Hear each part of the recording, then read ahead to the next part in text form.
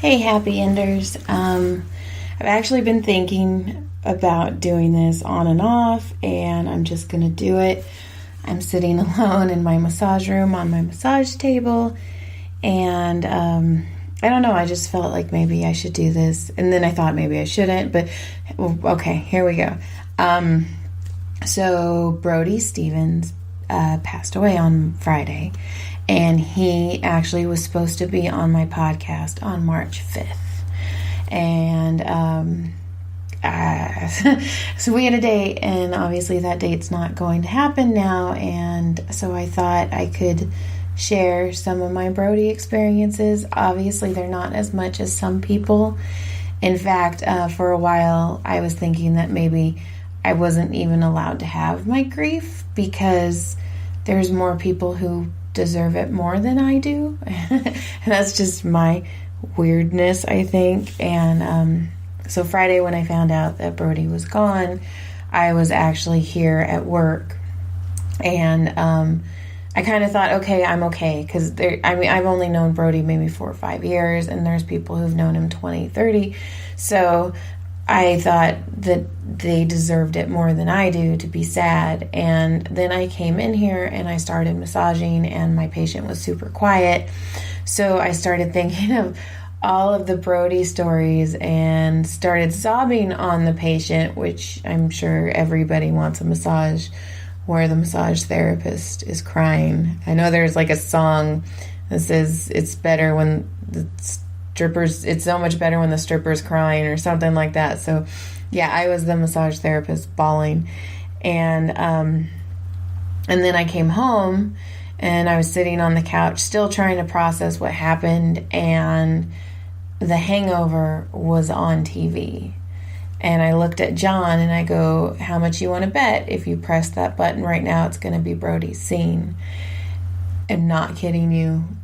He pressed that button and it was fucking Brody's scene. And so then we went to the Comedy Store, and because I felt like I needed to be there. And I just, even though I'm nobody, like, I get it, I know I'm nobody, and I kind of hope nobody listens to this anyway. It's just me needing to process, I think, because you don't, like, nobody gives you the protocol for what's supposed to happen when this happens. Like, how are you supposed to go on, and how are you supposed to think, and what are you supposed to do? Like, there's no protocol for that, and that's pretty fucked up. So I'm like floundering, and I'm sure, and I know everybody else is, and I know, and I get it. Like, I didn't know, somebody came up to me last night and said, I'm sorry, I know you were close. And I go, I wish we were closer. And that was probably a really awkward response for her. And she was just trying to be nice, and I'm just going to make it weird. But, yeah, I wanted to be at the store and just make sure everybody was okay. Like, 'cause it hurts. It's stupid. It's and and so, like, I don't have as many Brody stories as everyone else does, but these are mine. When we first really had a good conversation with Brody, I told him, I go, oh, Brody, we have a son named Brody. And he looked at me and he goes, thank you. And like, I did the blink and the like the head jerk, like, we didn't name him after you. I didn't say that, but it made me laugh. And that was when I first really started seeing, like, Brody. Like, Brody, actually, the first night I did comedy, I did it at the Ha Ha Comedy Club, and I was so high off of the adrenaline that I was like, I want more comedy, I need this more in my life. And we ended up going to the Comedy Store, and Brody ended the night like he always does, the Sam Kinison spot. And I told him, I go, hey, Brody, this was the first time I ever did comedy. And he was like, oh, and he was talking about how he wanted to pull me up on the main stage and let me do comedy. He didn't, and I would have chickened out anyway, because that's one thing I don't have as a comedian yet, is that confidence. Like, I need, or just the fake confidence. Like, I can't fake it. Like orgasms, it's just something I can't fake. And Brody was actually the first person to teach me about cadence, because Brody had this joke where he goes, I should have got a laugh on cadence alone.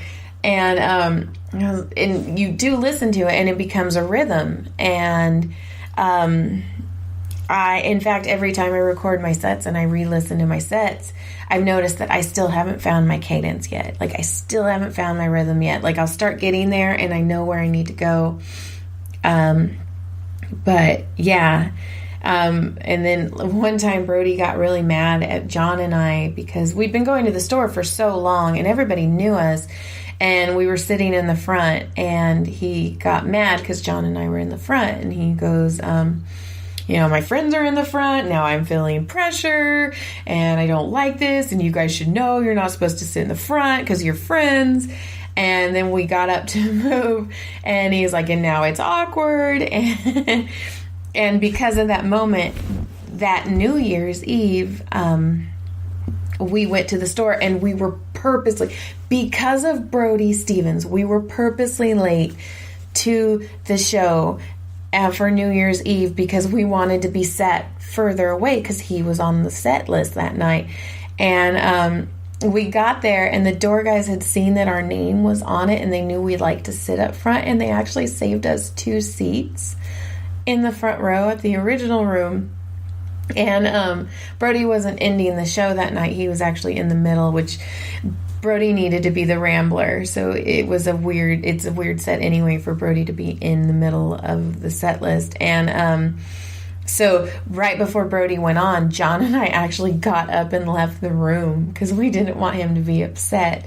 And we ended up talking to Rick Ingram until Brody's set was over and then coming back in the room because...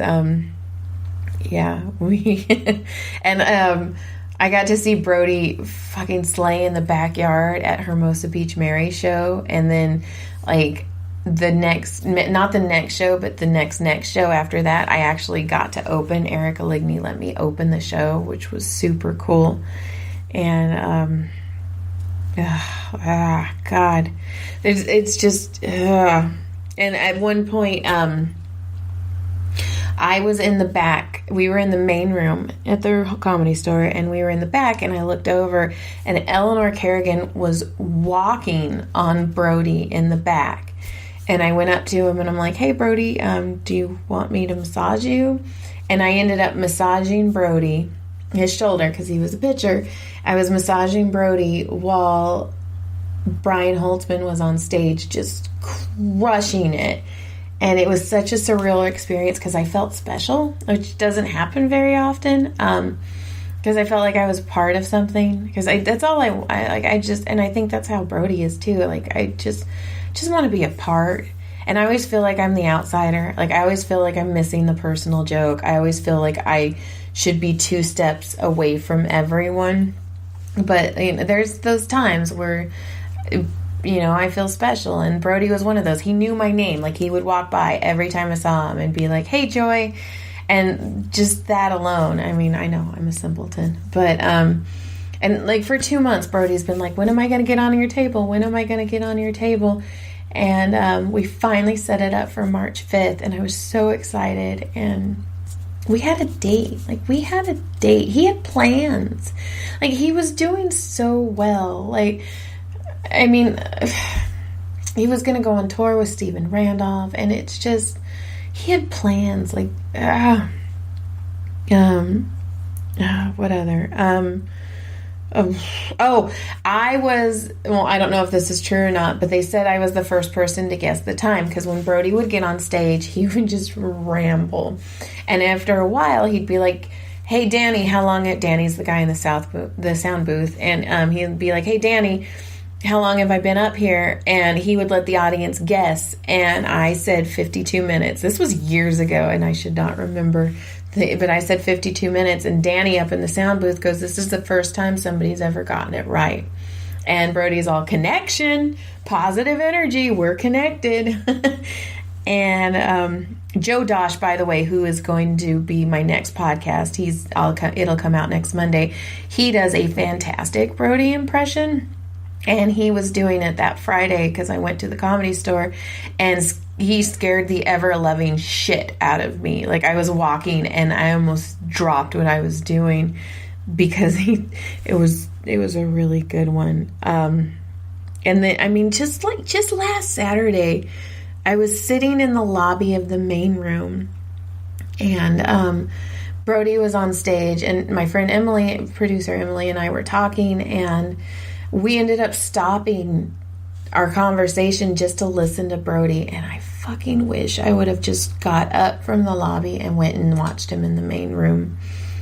And I also wish I would have texted him and told him how excited I was that he was going to be on my podcast.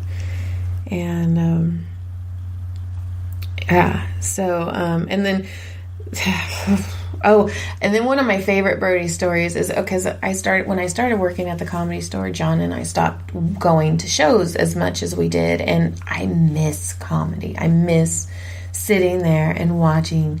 And so one night, John actually took me to work so I could drink, and I asked him, I go, is it okay if we just stay for a while? It was after work, the kitchen was all clean. I go, just stay for a while and just watch comedy. I'm like, I fucking miss it so much.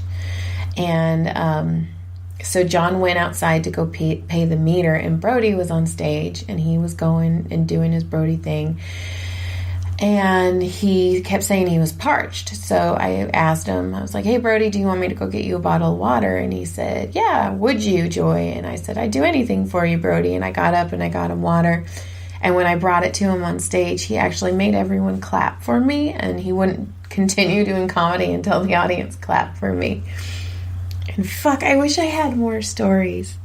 But these are mine. And these I will treasure. And like I said, I kind of hope nobody fucking listens to this because I feel stupid right now, which is kind of, normal. And Stephen Randolph and Hormos Rashidi, which are also amazing comics, they had a great saying and a great idea. And because Brody was struggling with some of the negative reviews on his special, and which is why everybody says don't read your reviews, which is sad because I know my 1-star review for Breaking Faith almost verbatim, and I can't tell you any of my 5-star reviews. But so don't read reviews because people are mean and they don't understand that words affect you. And it sucks because words have power only if you give them power, which is what I always told my kids. Like, words are just noise coming out of your mouth unless you give them power to be something else. And but words are powerful.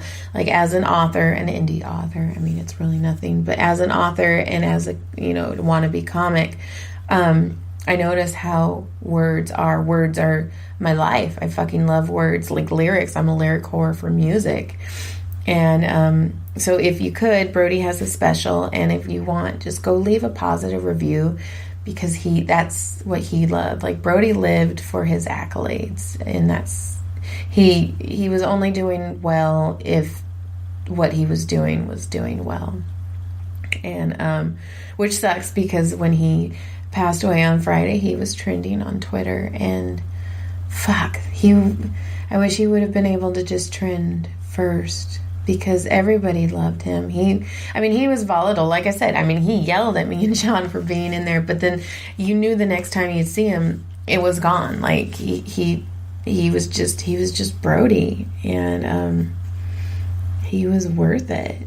And all of you guys, oh God, that's cliche, but everybody's special and everybody's worth it, and it's hard sometimes to see that, and it just makes me sad because he was alone in his apartment, but he wasn't alone. Like, we loved him. Like, that place, the Comedy Store, was gutted, and it was so hard. Like, I mean, how dumb is this? Like, I've been delivering chicken tenders since September, and I know those freaking tables by heart. In fact, when I first started working there, I went home and whited out all the maps so I could test myself because I didn't want to be a burden on anyone. And so I would test myself to make sure I knew the tables. Like, I know these tables by heart. And that night, there was times I would grab an order and go, I don't even know where this table is. Like, does this fucking table even exist? And just watching those comics get on stage and have to perform and have these people laugh, which is exactly what Brody would have wanted. It's what all we want. Like, that's what we want, is that fucking laughter. And just watching those comics just pushed through it and fucking like set after set, like Steven Randolph. I was fine. I was perfectly fine because when I got to the Comedy Store, the kitchen was really backed up because everybody was kind of off in their own little head. And so I asked the manager, Richie, if I could actually clock in for 30 minutes to help, just to stay busy and to stay out of people's way. I don't know. Like, I didn't want to bug anyone. And so when I was delivering chicken tenders, I went into the original room, and Steven Randolph was on stage. And Steven and Brody were really good friends. In fact, they were going to go on tour. I think I said that already. Yeah, they were going on tour. And so Steven was talking about how he was upset. And I was like, okay, just shut your ears off. Just shut your ears off. And then he said 818 till I die, which was one of Brody's catchphrases. Like, Brody was the fucking king of catchphrases. Like, yes, positive energy, a positive push, you got it, arms crossed negative. And 818 till I die, and, well, 818 forever, or 818 till Friday. And that hit me hard. That hit me, and it just sucked because I walked into the kitchen and I started crying. And like, I still don't feel like I deserve this grief. Like, I wish I would have known him more, or maybe I'm glad I didn't know him and I only have these stories, because then I would have maybe been even more gutted than I am now.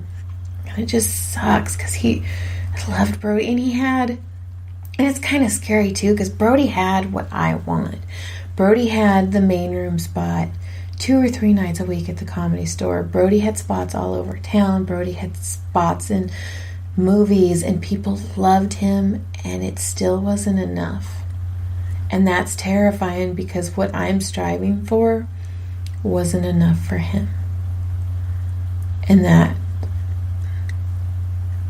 I don't know, that's something. And like I said, like, I always feel like I'm just this awkward person that just is obnoxious and annoys people. And like, I'm never like in the in crowd. Like, even the misfit ins, I still don't fit in. And I still keep going back to the Comedy Store, one, because I do feel comfortable there, but I still don't feel like I belong. Like, I don't know. And it makes me wonder what Brody thought. And I just hope he knows that he really was loved, and he just didn't love himself enough. And I mean, he pulled through in 2011, and he was strong for that. So we got to give him credit for that. And yeah, I think I'm done. And the sponsors for this one is, You Got It, and Positive Push, and Born Gemini, and Raised Jewish. And actually, Brody almost made me stop, like, because I'm so neurotic and anxiety filled, that Brody has this joke where he says 80% of comics smoke pot and the other 20% aren't funny. And I've never smoked pot. And I remember thinking, fuck, is that it? Like, should I just stop before I began? And yeah, I just hope. This is making me think. Like, it really makes me want to just keep pursuing my dream. And even if I'm not good at it and I never make it, at least I did it. And I hope I find my cadence, and I hope I find my rhythm. And because Brody fucking had his, damn it. And all right. Thank you.